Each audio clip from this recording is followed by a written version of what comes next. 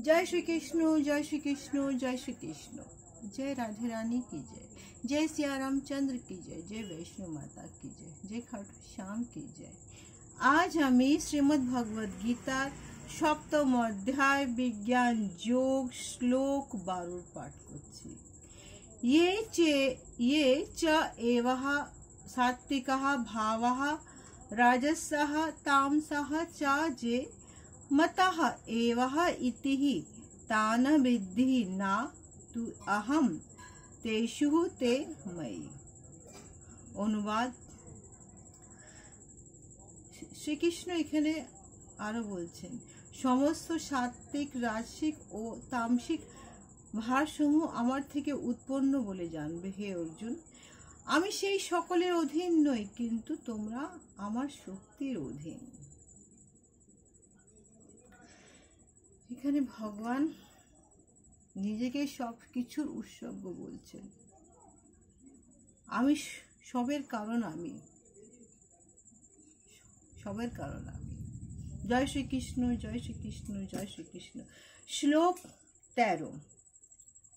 त्रिभिः गुणमयि भावहि एभिः सर्वम् इदं जगतः मोहितं न अभिजानति माम् एभ्यो परम अव्ययम्।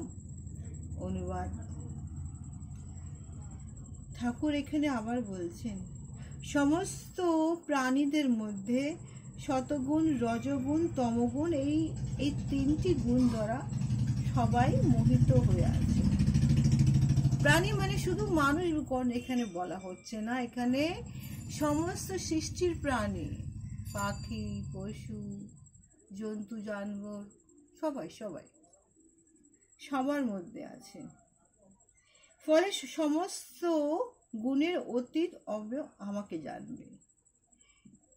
এই দুটো শ্লোকেরই তাৎপর্য হচ্ছে এটাই কি, ঠাকুর এখানে এটাই বলেছে কি, এই পৃথিবীতে এই সমস্ত জড় জগতে আমি সবকিছু, আমি সৃষ্টির আদি, আমি সৃষ্টির অন্ত, আমি সবকিছু করি। আমি তো জীবের মধ্যে সাত্বিক গুণ দিই, রজগুণ দিই, তমগুণ দিই। হ্যাঁ, কথা হচ্ছে যেই জীব নিজের চরিত্রের দ্বারা যেই গুণটা সেটা ডেভেলপ করে নেয়, মানে উৎপন্ন করে নিজের ভেতরে। কেউ রাজসিক করে, কেউ সাত্বিক করে, কেউ তম করে, কিন্তু তারপরে যে প্রাণী যেই গুণটা নিজের মধ্যে সেটা সৃষ্টি করে, উৎপন্ন করে, চৈতাত্য করে, সে অনুযায়ী সেইটা ফল পায়। যেমন দুর্যোধনের ভিতরে